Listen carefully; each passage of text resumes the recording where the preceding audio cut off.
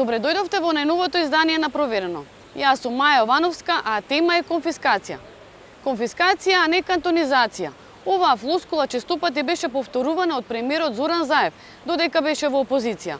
Најави силна борба против криминалот и бројчаник на триумфалната капија кој ќе го одбројува враќањето на украдените пари во буџетот. По една година владење имаме сериозни истраги за криминал, но нема ниту една заплена на имот или пари. Еве што ќе гледате во ова издание на Проверено. Федерализација и кантонизација, рече Оливер, јас ке ви потврдам, ке има конфискација. Се што украдува од овој народ има да вратат до денар, до евро, до долар, се има да вратат. Парите назад кај граѓаните, ова се големите ветувања. Во реалноста, конфискацијата оди тешко. Имаше доскорешно функционирање на еден ваков модел и во Италија, каде што се справуваа со тие криминални банди или со мафијата во Италија. Не се само озагласените офшори, и членки на ЕУ одбиваат соработка во истрагите за пирање пари со македонските институции. Колку е тешко да се вратат парите? Не се ги дават лесно, значи тие парични средства или тој имот. Полесно е кога дадат куќа или кола? Полесно да се подобро да, например, би сакале да се завршат во мерка, значи притвор или во затвор, него да си ги вратат парите. Директорот на финансиската полиција ексклузивно за Проверено ја најавува и првата заплена од злоупотреби во проектот Скопје 2014. За крај, упатство, како се перат пари и како ве крадат. На помош доаѓа хуморот од малски муабети. Знаеш зашто немаш пари? Си глуп. Офшор компании и паметно плячкање дружби. Тоа е шема. Парите да ги вратите. Со овој слоган протестираа граѓаните против владењето на Груевски. И затоа борбата против криминалот ќе биде попуста ако казните бидат само затворски. Криминалците мора да се удрат онаму каде што најмногу ги боли, по джебот. Во изминатите години судските пресуди беа селективни, исто како и конфискацијата. Најмногу пари му се одземени на сопственикот на еден телевизија Велија Рамковски. Кои се најголемите конфискации? Зошто овој процес оди бавно? Дали е потребна храброст или стручност? Погледнете во прилогот. Портата Македонија во центарот на Скопје од синоним за триумф на екс-премиерот Никола Груевски, денес е символ на башибозокот на неговото владење. Овој објект, чија изградба чинеше 6.300.000 евра, беше завршен на почетокот на 2012 година. Портата Македонија би рекол дека е еден од најоспоруваните делови, можеби и најоспоруван дел од овој најмногу оспоруван проект, кој го започнавме и го водевме со голема љубов и добра мисла. Портата Македонија или Триумфалната капија беше првиот објект што беше измачкан со бои од шарените револуционери, а лидерот на СДСМ Зоран Заев ја одбра токму неа за место каде ќе се одбројува враќањето на милијардите евра украдени за време на владењето на Груевски. На Триумфалната капија ќе има бројченик кој што секој денар, секој евро украдено, како ќе се враќа, така бројченикот ќе заврти. За да знаат сите колку тоа од украдените пари се вратиле во буџет. Една година по доаѓањето на власт на Заев, бројчаникот се уште не е поставен. Враќањето на украдените пари оди бавно. Директорот на Агенцијата за управување со одземениот, Пато Насани, уверува дека нема да останат попусти по раките на граѓаните од протестите против владата на Груевски. Парите да ги вратите. Бројчаникот е нарачан и сигурно и очекуваме да почне да врти бројчаникот, бидејќи така беше и ветено и верувам дека ќе биде така. Агенцијата за конфискација почна со работа во 2009 година. За време на владењето на Груевски многу ретко оттаму стигнуваа вести дека на некој криминалец или осуден за финансиски малверзации му е запленет имот или пари. Проверено побара информација од најголемиот суд во земјава, Кривичниот суд, за пресуди во кои освен казната била побарана и конфискација. За периодот од 2012 година досега досудена е конфискација во вкупно 37 предмети или за вкупно 164 лица. Вкупната сума која треба да се конфискува е 13,5 милиони евра. Најмногу пресуди има за даночно затајување, 17, а најмалку за производство и шверц на дрога, односно една пресуда. Најмногу пари пак судот побарал да се конфискува за злоупотреба на службената положба или 4,2 милиони евра. Има еден предмет во кој на осуден за подкуп му биле конфискувани и парите кои ги дал како мито или 100 евра. Но ако се анализираат поединечно случаите во кои се бара конфискација, тогаш очигледно е дека таа во минатото се одвивала селективно И најсоголен е сопственикот на еден телевизија Вилија Рамковски. Во случајот Пајажина во кој Рамковски и неговите соработници беа осудени за финансиски малверзации, судот пресудил заплена на вкупно 4,8 милиони евра, од кои досега се наплатени вкупно 2.455.000 евра. Бегалецот Драган Даравелски, кој во отсуство беше осуден на 7 години затвор за злоупотреба на службената положба и проневера на 2 милиони евра во време кога беше директор на царината и до ден денес слободно шета во Србија и покрај меѓународната потерница. Пресудена е конфискација на 1.680.000 евра, а во буџетот се вратени само 600.000 евра. Кумановскиот тутунски бос Бајруш Седиу беше осуден на 12 години затвор уште во 2012 година за злосторничко здружување, нелегално производство и продажба на цигари, перење на пари, а судот пресуди и да му се запленат 6,5 милиони евра. Првата заплена на Седиу е дури со доаѓањето на сегашниот директор, и тоа наплатени се скромни 20.000 евра. Судијата и универзитетскиот професор Лазар Нанев вели дека за да има конфискација, треба да има и потковани обвинители и храбри судии. Обвинителите треба да роварат и да најдат нелегално стекнат имот или пари, а судиите треба да удрат таму кај што најмногу боли. Кога предметот ќе дојде веднаш до судот, судиите гледат некако како на второстепено значење на овој вид на предметите, затоа што утврдувањето на вината и носењето на правосилната одлука за утврдување на вина или кривична одговорност на обвинетите од првостепено значење за сметка на конфискацијата на имотот, што сметам дека е сосема погрешно затоа што водење на постапка без конфискација на имотот создава погрешна перцепција во јавноста, дека јавноста смета дека судството не сака едноставно да го одземе имотот, а всушност одземањето на имотот се докажува неисплатливоста на криминалот. Но засега наместо пари и имот, Агенцијата за конфискација најмногу има заплени на возила. Директорот Асани вели дека многу локации, па дури и гранични премини се затрупани со камиони и автомобили кои се предмет на незавршени судски случаи и кои со години скапуваат и обезвреднуваат. Најмалку сакав да се занимавам со одземените возила, меѓутоа сум приморан да кажам, бидејќи цела Македонија е преплавена со одземени возила. Ќе ви кажам и некои одредени бројки. Пример, во Миладиновци и во Идризово имаме 3.500 возила. Шумска полиција на список има 2.500 возила. Да не зборувам царина или царински влезови, гранични премини кои што стојат возила повеќе од 10 години.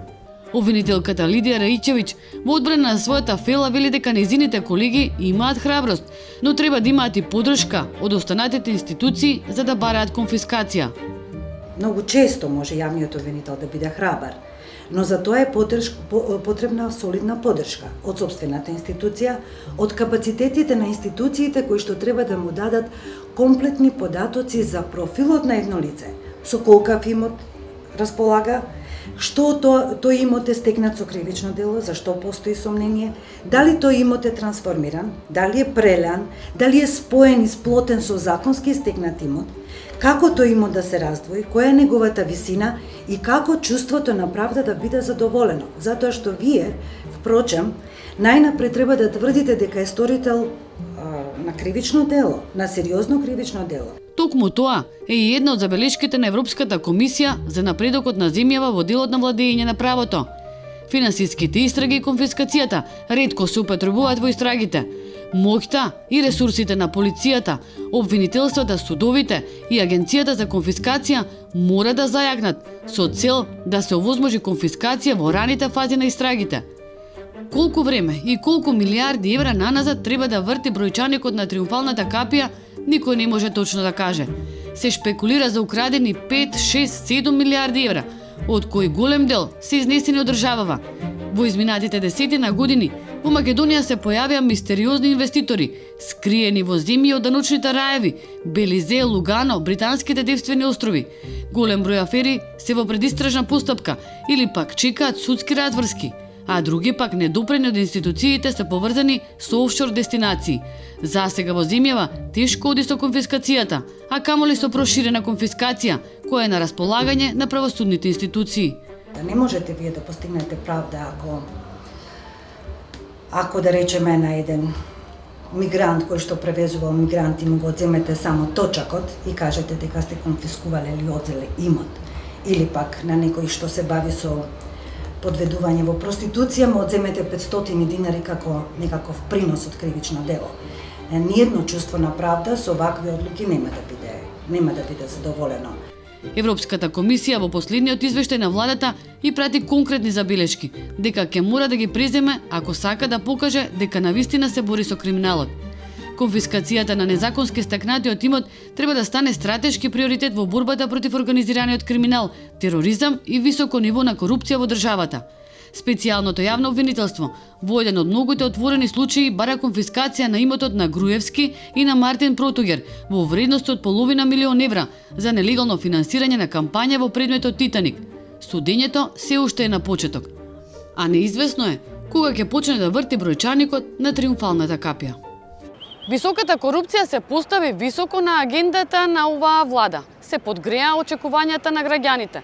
До формирањето на специјалното јавно обвинителство речиси да не слушнавме за случај на висока корупција, а токму од СЈО доаѓа првиот човек на финансовата полиција, Арафат Муареми, еден од ретките именувани функционери кои не се партиски решенија. Од работата на оваа институција зависи што и како ќе брои ветениот бројчаник на украдените пари. Кога се зборува за пари и за корупција, неизбежно е Скопје 2014.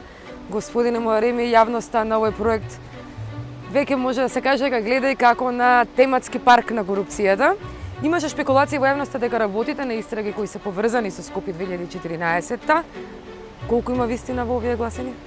Факт е дека ние почнувајќи од почетокот на добивање функцијата како директор на Управата за финанска полиција, почнав со ревизија на целиот проект Скопје 2014 година. Кои луѓе се истражувани? Какви луѓе? Значи, од висок ранг на политиката, меѓутоа сега не е во ред да кажувам дека имиња, сепак се, да, и бизнисмени се, да, бидејќи секоја јавна личност, секој политичар без помош на приватни правни субјекти не може да функционира. Затоа што мора да одливањето пари. Дали има и меѓународни истраги? Водиме меѓународни истраги. Имаме соработка со некој, како што викав, со некој за жал не, меѓутоа го даваме нашиот максимум да дојдеме до соработка. Премиерот Заев, кога ја формираше владата, кажа во Македонија нема да има федерализација, ќе има конфискација. Така. Ќе има ли конфискација можеби во проекти од Скопје 2014? Ќе видиме ли, ќе ја задоволиме ли јавноста која навистина сака по долги години тешки злоупотреби на народните пари, луѓето сакаат да знаат дали ќе се вратат парите. Значи, ние како институција сигурно ќе придонесеме во тоа да се вратат парите и тоа сме максимално ориентирани и концентрирани во секоја злоупотреба на службена положба и овластување на секоја личност, јавна личност. Сепак треба време да се докажат тие, бидејќи за да се следат паричните средства, односно одлевањето на паричните средства треба многу вложување на труд и кадар за да се докаже тоа. Прв случај кој што го реализиравме и таму и имаме конфискација, односно замрзнување на имот, подвижни ствари, а тоа е завршениот случај со СОЗР и со Секјуриком, каде што привремено земавме службени возила кои што се дадени за мито, на поранешен директор, додека пак за Скопје 2014 сме во крајна фаза за докажување на злоупотребата на службена положба и овластување и мислам дека ќе успееме и да почнеме и да враќаме пари на буџетот на Република Македонија. Најавувате набрзо враќање пари во буџетот од злоупотреби во овој проект? Верувам дека ќе биде тоа што поскоро. Никој не останува неистрашен. Сигурно. И никој не може да биде имун на истрагите кои што ќе ги тера финанска полиција. Секој кој што сгрешил пред законот ќе одговара. Кој да е? Значи, дали се работи за поранешни функционери или па сегашни. Кој што сгрешил, мора правдата да стигне. Мора да ги стигне сите, за да даваме еден сигнал дека ние сакаме да одиме напред како Република Македонија. Како реагираат луѓето кои треба да се соочат со одземање на некаков имот? Што ги боли најмногу? Вака сега, секој како јавна личност има и не викам дека нема професионалци, има што работат, значи согласно закон, меѓутоа има и од тие, значи личности, функционери кои што сепак сакаат да го кријат тој имот кој што односно нели финансиски средства кои што се потекнуваат од одредено кривично дело или корупција и не се ги дават лесно, значи тие парични средства или тој имот. Полесно кога дадат куќа или кола? Полесно, значи подобро да, на пример, би сакале да се завршат во мерка, значи притвор или во затвор, него да си ги вратат парите. Корупцијата како корупција не постои како кривично дело. Значи тоа се инволвирани други кривични дела, а најголемото е злоупотребата. Значи кој се користи јавната и моќта на институцијата за да дојде до одредена цел, односно како да се дојде до финансиски импликации. Сега, не е проблем доколку парите остануваат во државата. Значи има механизми, финансиска полиција, да ги открие тие. Меѓутоа, имаме проблем кога имаме одлевање на парични средства во странство. И како такви, после се легализирани преку фирми кои што се офшор земјите, кои што основаат или купуваат удели на наши компании. Тоа е проблемот кој што ние се соочуваме како институција, меѓутоа ние не се предаваме. Тешко соработува да се земји надвор? Или зависи? Имаме земји кои што навистина имаме одлична соработка, ама поголемиот дел од земјите, значи не сака да соработува, значи не би сакал да посочувам земја, меѓутоа се знаат тие што се офшор земји, а има и некои други држави кои што се навистина од Европска унија, сепак не сака да соработуваат за да се дојде до целта. Значи да се открие. Уште ли се силни политичките врски, можеби идеолошки, кои некои луѓе ги обединуваат или криминални? Па не знам значи која е целта, меѓутоа сега за сега вршиме напори. Од секако ги користиме сите механизми да дојдеме до соработка. Зашто целта е заедничка и да се стигне, односно да се сече таа лента која што е соработката на корупцијата. Зашто кога доаѓа до корупција, сите имаат иста визија. Да ги кријат и после да ги легализираат паричните средства. Како оперира финансиската полиција? Така, значи знаеме дека борбата со корупција е приоритет во реформската агенда на владата, меѓутоа буџетот не ги рефлектира волку овие заложби. Финансиската полиција и други институции, ако не се лажам, се уште оперираат со мали буџети. Да, тоа е, мислам, реално ние иако сме како име, звучно име финансиска полиција, меѓутоа имаме недостаток на кадар, професионален кадар зборам. Меѓутоа не значи дека и тие што се веќе вработени во финансиска полиција не го дава својот максимум. Треба време, да, секако, значи ние има инспектори кои работат, може да кажем и 18 часот, нели преку време на работа, само да се дојде до крајната цел, докажување на кривичното дело извршено од страна на јавните личности на Зашто е тешко да се вработат уште луѓе во финансиската полиција? Имате доволно пари? Значи, средствата, сепак ние сега се договараме со Министерството за финансии, имаме сега, почнувајќи од овој нареден период, имаме разбирање и мислам дека ќе добијаме нови согласности, нови средства за да се вработат. Колку луѓе работат во финансовата полиција? За сега вкупно сме над скоро 50 души. Значи 50 припадници на финансиска полиција. Нешто помалку од пиарот низ институциите. Така, меѓутоа имаме овластување, сакат луѓето да работат, сакат да Република Македонија иде напред и да ја искорнеме корупцијата. Колку е буџетот оваа година? Буџетот на финансиска полиција е негде околу 560.000 евра за цела година. Знаете, тема на проверено е конфискацијата. Европската комисија во извештајот во 2018 година има доста забелешки за тоа како функционира законот и колку тоа е во служба за поефикасни финансиски истраги, замрзнување и запленување на имот. кои се во моментов можностите на финансовата полиција и дали би можело некои законски решенија да ги подобрат механизмите со кои вие ќе замрзнувате имот во финансиски истраги? Значи, тие се големи чекори кои што треба да има поддршка и од владата и од другите надлежни институции да се извршат такви измени или на законите и треба да има усогласување на сите закони кои што се од правосуден аспект. Значи, сите кои што имаат право да истражуваат, да водат истрага, тие треба да се усогласат на еден закон за да има поефикасна конфискација. За сега ние имаме право, нели, само подвижните предмети да ги конфискуваме, односно да ги одземеме. Другото се треба, значи ние даваме предлог до јавен обвинител, јавниот обвинител бара, нели, до надлежен суд и така понатаму. Значи сега, иако ние знаеме дека тој имот или тој предмет потекнува од кривично дело, нели, корупција, злоупотреба на пари за да замрзнете? За парите имаме право да одземеме, нели, при време да ги одземеме и тие, значи, ги даваме на Народна банка на Република Македонија за при време да се сочува таму. А возила исто така имаме можност да се одземат доколку се стекнати, нели, од извршење на одредено кривично дело и други подвижни страни или па предмети кои што се од поголема вредност.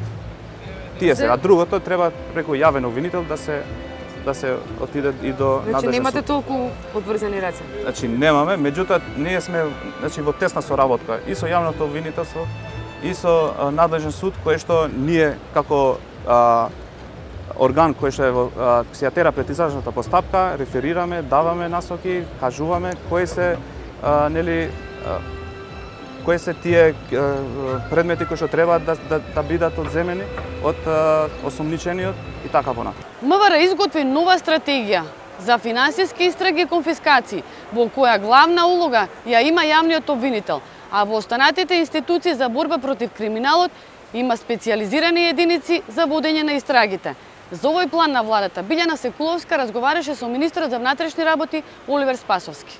Министре Спасовски, ме интересира кои се клучните поенти, значи каде е фокусирана стратегијата која има изготвено МВР, која има доставено до владата и веќе почнува да се имплементира, значи кои се клучните поенти на оваа стратегија која се однесува на јакнење на истраги и на конфискација на имот. Која е основната цел на стратегијата? Таа е за воспоставување на еден ефикасен систем за откривање на нелегално стекнат имот, неговата конфискација во смисла да се одвои од сторителите на кривичните дела од непосредната или посредната корист од кривични дела. Ништо всушност не е во рацете на МВР. Главната улога ја има јавното обвинителство. Па видите, главната улога во кривичната постапка во Македонија ја има јавното обвинителство. Значи тоа е доминус литис на целата постапка. Ние сме вклучени и Министерството за внатрешни работи како истражители вклучува своји припадници од правосудната полиција кои што работат заедно со обвинителот и побарање на обвинител. Значи тоа е еден модел кој што е воспоставен, модел кој што функционира во Република Македонија, модел кој што е превземен од европските земји, имаше доскорешно функционирање на еден ваков модел и во Италија, каде што се справуваа со тие криминални банди или со мафијата во Италија. Факт е дека една од најтешките истраги е токму финансиските истраги и конфискацијата на имот, затоа што таа е мултиресорска. Таа не може да зависи само од обвинителот, не може да зависи ниту од една од институциите, туку сите заеднички. Јавното обвинителство на Република Македонија, Министерство за внатрешни работи, Управа за финансиска полиција и Царинската управа на Република Македонија. Сите заедно сме ангажирани во водењето на финансиските истраги. Добро, и околу конфискацијата имате ли преземено некакви чекори, некакви акции или се уште во рацете на јавното обвинителство? Ние, значи, во Република Македонија досега имаме механизам, имаме начин како да дојде до конфискација на имот, односно да се водат одредени финансиски истраги. Меѓутоа, со текот на времето, кое што морам да признаеме во изминатиот период, многу малку случаи имаме на конфискација на имот, која што се случила во Република Македонија како пракса. Праксата покажува дека постојат одредени недоследности кои што немаат јасна основа за тоа како треба се донесе дури и судската пресуда. И тука мора да признаеме дека и во работата на судиите имаме одредени потешкоти. Бидејќи сега сите тие аспекти се констатирани во Република Македонија. Секој од тие проблеми во институциите е согледан, затоа преку оваа стратегија, преку работата на овие меѓуресорски работни групи, институции и така натаму, сакаме подеднакво да ги јакнеме капацитетите во сите овие сегменти, да формираме посебни специјализирани единици за водење на финансиски истраги и во Министерството за внатрешни работи, во Царинската управа, Управа за финансова полиција, во јавното обвинителство, дури и да имаме специјализирани суди и се размислува во судовите, кои што ќе се занимаваат исто така со носење, исклучиво со носење на одлуки за конфискацијата на имот. Затоа што многу е важно при носењето на таа судска одлука, прво сите органи кои што се надлежни за водење на финансиските истраги, соодветно, многу стручно, компетентно да ги приберат доказите на основа на која што треба да се темели пресудата и на основа на тоа судијата донесе пресуда која што ќе биде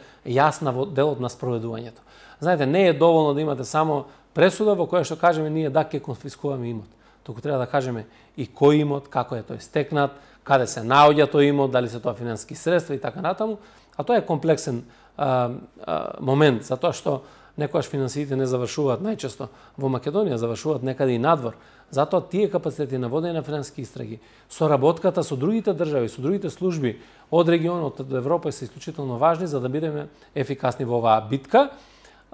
Добро е што и повеќето од државите дури сега пристапуваат сериозно кон јакнење на своите капацитети за финансиски истраги. Зборам на државите од регионот, ние сме во таа група во која што навистина сакаме преку јасно изразена политичка волја да ги зајакнеме овие капацитети и да допринесеме тој организиран криминал, корупција и тероризам во Република Македонија да немаат финансиска основа. Колку што ве разбрав, имате веќе соработка со странските служби, со другите земји, со западните земји, која станува збор за истрагите и на СЈО, и за други истраги. Да, ние соработуваме многу во однос на истрагите, помагаме многу, односно тоа ни е обврска да работиме заедно и со специјалното јавно обвинителство и со јавното обвинителство на Република Македонија и покрај тоа што сега ги имплементираме овие чекори од стратегијата, меѓутоа врз основа на постојаната законска регулатива да се направи се за да можеме да дојдеме во трак на финансиски средства или други имотна корист која што е противправно стекната, се со цел да може да биде докажано делото и да биде конфискуван, односно одземен тој имот. Добро, јас благодарам се. Благодарам. После Оливер, уште еден Оливер. Не е функционер и не е Андонов. Познатиот македонски актер Оливер Митковски на негов начин објаснува како се перат пари. Малку хумор, но многу вистина и логика. Погледнете го видеото. Знаеш зашто немаш пари? Пошто си глуп. Офшор компании и паметно плячкање дружи. Тоа е шемата. Не ти јасно? Сега ги ти објаснам. Пази се вам. Тоа ти е као ја на времето кога почиња. Го нафурав цело мало да даеме пуѓадарчи да земеме кило гане заедничи. Сега јеби го, пошто јас сум едини у мало што живее сам, се договоривме кај мене да го чуеме гането. Зашто ке прашаш? Затоа што у тој даден момент од нашите животи јас сакав да управувам со се што е битно за сите нас. Значи јас устав, влада и закон. Ако си закон, ти ги пишеш правилата. Капираш? Не ти јасно? Нема веза, идеме дале. Значи дававме сите по 1000 дарче. Така, ја го чувам кај мене, све легитимно, никој не се бунеше, нема никаква фрка. Сега, поминува така, ден-два, све окей, све кул, одеднаш, цап. Ганево го снемуе. Идам ја мало, им соопштувам жална вест, као се извинуем, не ми е јасно како е се десило ова. Сега јас сум нешто као кураз, не знам, не ми е јасно, можда кучево го иза. Шо се десило, чистачка, може да го фрела, поема не. Како и да е, овие паѓаат на причава и сваќаат дека гането е више историја и дека више го нема. Реално вака меѓу мене и тебе може да ме отворат као паштет. Може да ме тепаат до крај на живот кај да ме видат. Али еве га, пошто ја имам моќ на убедување, ги убедив и причава пројде некако. А што уствари направив ја, брач? Ја направив она што на тебе популарно го викаат приватизација на општествено добро. Ало, плячка.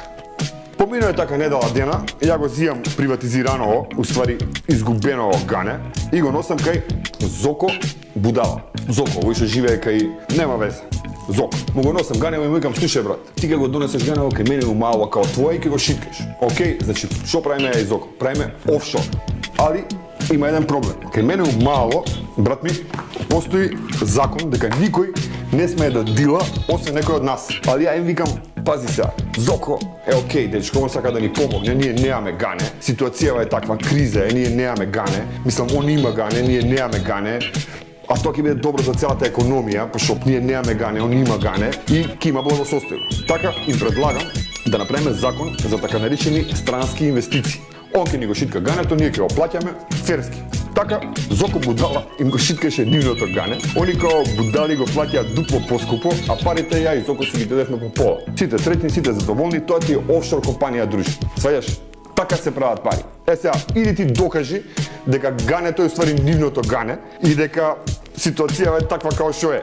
Јас среќен, Зоко Будала исто среќен, мада да ти кажем уште е будала, али целава прича ви ја раскажувам за тоа што ние цело време дуаме многу добро гане. Пробај, утре ќе ми кажеш. Гринфилд, браче. Конфискацијата е редовна препорака во секој извештај на Европската комисија.